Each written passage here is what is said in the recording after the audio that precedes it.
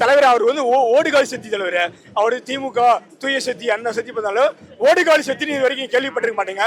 விஜய் சொல்றேன், இந்த வருஷம் விஜய் வந்து ஓடுகாலி சக்தி. ஓடுகாலி சக்தியை நான் சொல்லி கொடுக்கல. 41 செத்தாப்ப ஐயா அப்படி வீடியோ கேட்கறப்ப ஓடுனா பார்த்தியா அவன் பேர் ஓடுகாலி சக்தி. இந்த முறை பதிவு பண்ணுங்க. ஓடுகாலி சார் கட்சி நடத்துறீங்க, சொல்லுங்க என்ன கட்சி நடத்துறீங்க? ஏங்க நீங்க அரசியலுக்கு வர முடிவு பண்ணல. சின்ன வயசுல வந்து நான் வந்து பெரிய ஸ்டாப் ஸ்டார் ஆகணும், பெரிய சூப்பர் ஸ்டார் ஆகணும் வந்தீங்கல்ல. ரஜினி முகத்தை வச்சு விஜயகாந்த் முகத்தை வச்சு வந்தீங்கல்ல. இன்னைக்கு விஜயகாந்தோட எங்க கூட்டணிக்கு வந்தா உங்களால ஏத்துக்க முடியல.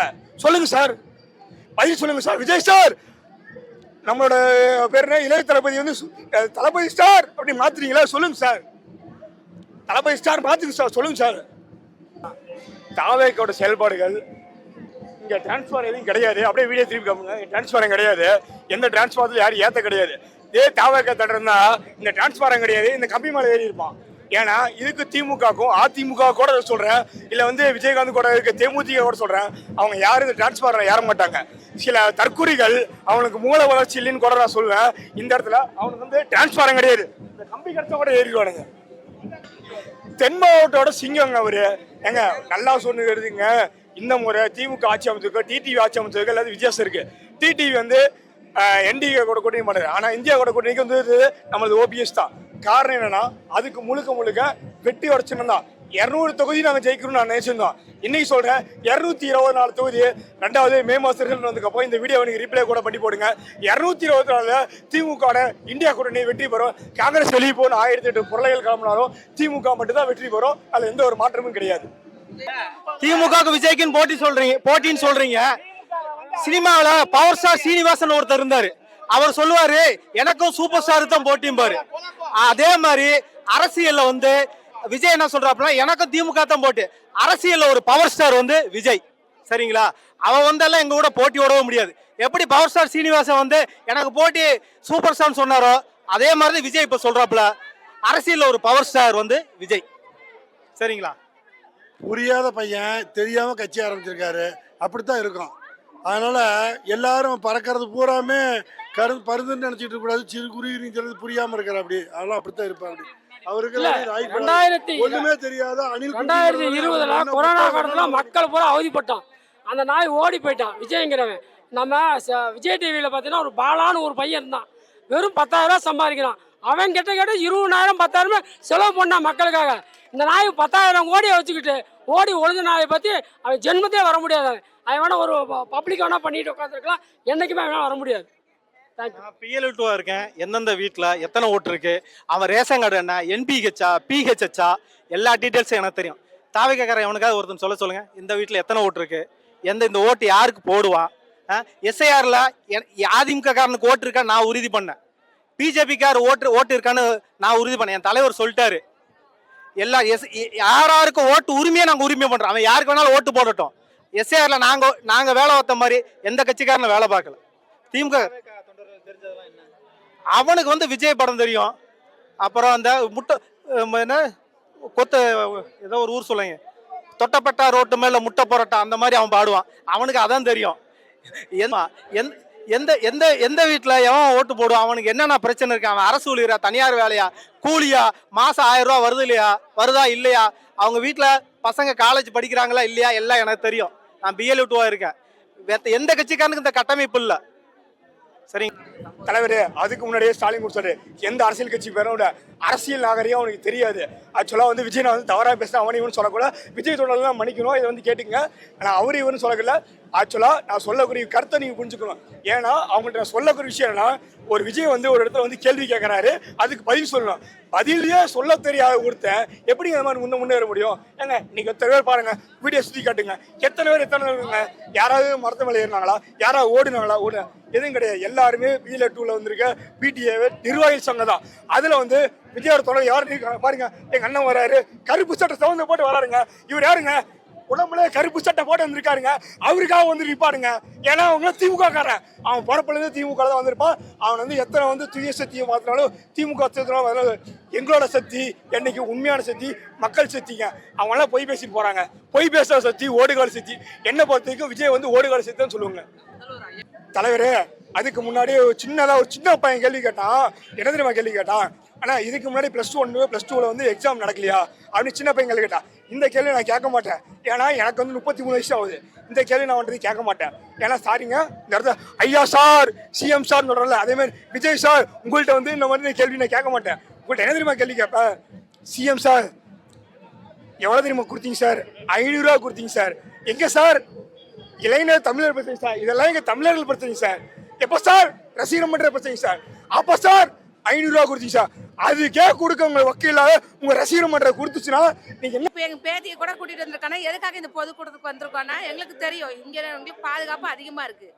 அதனால எந்த பயமும் இல்லை. அதனால நாங்கள் எப்பயுமே என் அப்பா காலத்துலேருந்து இப்போ எங்கள் காலத்து வரைக்கும் எப்பயுமே நாங்கள் இதுதான் டிஎம்கே தான். அதில் எந்த விஜய்க்கு வந்து அரசியலே தெரியாதுங்க. விஜய் வந்து அரசியல்வாதியே கிடையாது. அவர் சினிமா நடிகை. சினிமா வச்சு கூத்தாடி பண்ணிட்டு அவர் பண்ணிட்டு இருக்கிற. அப்படி நாங்கள் வந்து சூலூர் ஒன்றியம், கோவை மாவட்டம் சூலூர் ஒன்றியம் பீடமலை கிராமம், அங்கே வந்து ஒரு 10 ஓட்டும் கூட விஜய் வாங்க முடியாதுங்க. பூரா திமுக தலைவர் வந்து எங்கள் தளபதி அழகாக வந்து எங்களுக்கெல்லாம் உதவி பண்ணிட்டு இருக்கிறாரு. இன்னும் வந்து தளபதி ஆட்சி ஆளுவார். இன்னும் அவர் இருக்கிற வரைக்கும் அவர் செஞ்சு இருப்பார். அதெல்லாம் வந்து நடக்கவே நடக்காதுங்க. தளபதி வந்து இன்னைக்கு பெண்களுக்கெல்லாம் உதவித்தொகை கொடுத்துருக்குறாங்கல்ல, பெண்கள் பூரா எங்கள் ஊருக்கு இருக்கிற பெண்கள் பூரா ஐயா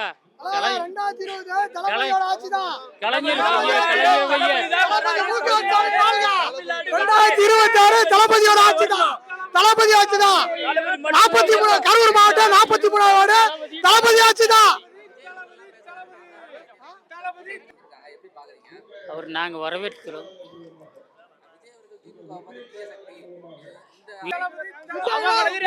விஜய்லாம் ஒரு ஆளே கிடையாது. திமுக விஜய்லாம் ஒரு ஆளே கிடையாது. அவனெல்லாம் ஒரு ஆள், அவன்லாம் ஒரு ஆளே கிடையாது. அவனெல்லாம் ஒரு ஆளுங்களா?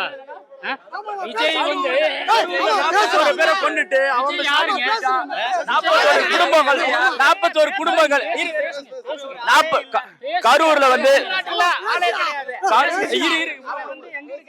கரூர்ல 41 பேரை கொண்டுட்டு யாரோட குடும்பத்தையும் கண்டுக்காம தனி நிர்மாணத்தை பிடிச்சி சென்னைக்கு போனான். அவனை பத்தி நீங்க பேசுறீங்க விஜய் விஜய்ன்னு சொல்லிட்டு. அவன் எந்த தமிழ்நாட்டுக்கு என்ன குரல் கொடுத்தான்? தமிழ்நாட்டுக்கு என்ன குரல் கொடுத்தான் இது வரைக்கும்? குறிப்பிட்டு ஏதாவது சொல்லுங்க. அந்த தற்கொலைகளை தமிழ்நாட்டுக்கு இது வரைக்கும் அவன் என்ன நல்லது செஞ்சான், என்ன கேள்வி கேட்டான்னு சொல்லிட்டு சொல்லுங்க. தளபதி வந்துதான் ஆட்சிக்கு வரணும். ஓபிஎஸ் அண்ணா வந்து வருகிறது நாங்க வரவேற்கிறோம்.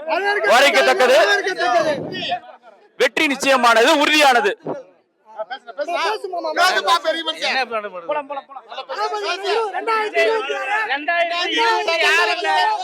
2026 தளபதி ஆட்சி சிறந்த ஆட்சி அமையும்.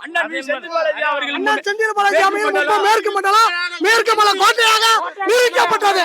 2027 விஜய்ல வர முடியாது. தற்கூரி கழகம் விஜய் திமுக குழந்தைகளுக்கு நல்லா இருக்குதுங்க. இந்த உதவி வந்து எங்களுக்கு நல்லா இருக்குது. மகளிர்களுக்கு நல்லா இருக்குது. குழந்தைகள் காலேஜ் படிக்கிறதுக்கு நல்லா இருக்குதுங்க.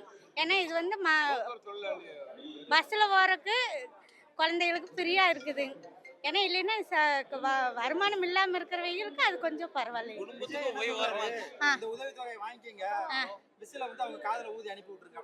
அப்படியெல்லாம் நம்மளுக்கு எப்பவுமே நம்ம இதுதான் வரணும். நம்மளுக்கு நம்ம கட்சி தான் வரும் எப்பவுமே. சரிங்களா? வேற எதுவும் வராது. எல்லா பொண்ணுகளாக இருந்தாலும் சரி, பையனுகளாக இருந்தாலும் சரி, நம்ம இதுக்கு தான் வருவாங்க. இப்போ எல்லாம் நாங்கள் கூப்பிட்டு வந்தவங்களும் அப்படித்தான் இருக்கிறாங்க. எல்லாத்துக்கும் வந்து நம்ம கட்சி ஒன்று தான் வருங்க. ஃபர்ஸ்டாகவே வந்துரு. சரிங்களா? மீண்டும் ஆட்சி தொடரும். அன்பார்ந்த நான் சார்ந்திருக்கின்ற போக்குவரத்து தொழிற்சங்கத்தின் சார்பாக திருப்பூர் மண்டலம் பொதுக்குழு உறுப்பினராகிய நான் பேசுகிறேன். மதிப்புக்கும் மரியாதைக்கும் உரியாத நமது முன்னாள் முதலமைச்சர் அவர்களும் அண்ணா திராவிட முன்னேற்றக் கழகத்தின் மாண்புமிகு ஜெயலலிதா அவர்களால் அறிமுகப்படுத்தப்பட்ட முதலமைச்சர். தம்பி இதை நோட் பண்ணுங்க. அவர்களே இன்னைக்கு வந்து எங்கள் தலைவர் வந்து நாங்கள் தலைவர்னா ஏற்றுக்க மாட்டோம், தொண்டனின் தலைவர், உழைப்பாளிகளின் தலைவர். அவரை நாங்கள் வரவேற்கின்றோம். அந்த மாண்புமிகு முன்னாள் முதலமைச்சர் ஓபிஎஸ் அவர்களை வருக வருக என்று வரவேற்கிறோம். எங்கள் முதலமைச்சர் அவர்கள் அவரை மனித ஆபியத்தோடு ஏற்றுக்கொண்டிருக்கிறார்கள், நாங்களும் ஏற்றுக்கொண்டோம்.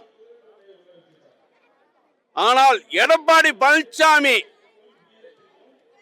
அவரை எந்த அளவுக்கு துரோகம் பண்ணாருன்னு உங்களுக்கு தெரியாது, உங்களுக்கு தெரியும் எல்லாமே. கெஞ்சினாரு, போய் என்னை ஏற்றுங்க, எனக்கு பதவி வேண்டான்றார். ஆனால் அதை வந்து எடப்பாடி பழனிசாமி, நான் கொங்கு சமுதாயத்தை சேர்ந்தவன், அதனால் சொல்கின்றேன், எடப்பாடி பழனிசாமி எவ்வளவோ சொன்னார், அவரை வந்து மதிக்காமல் எடப்பாடி பழனிசாமி செஞ்ச துரோகம் இன்னைக்கு வந்து நமது ஆட்சி நல்லாட்சி நடத்தி கொண்டிருக்கிற நமது முதலமைச்சர் அவர்களை தேடி அவர் வந்திருக்கார். அவருக்கு வந்து எங்களது கழகம் சிறப்பான மதிப்பும் மரியாதையும் கொடுப்போம் என்று கூறிக்கொள்ளி விடைபெறுகிறேன்.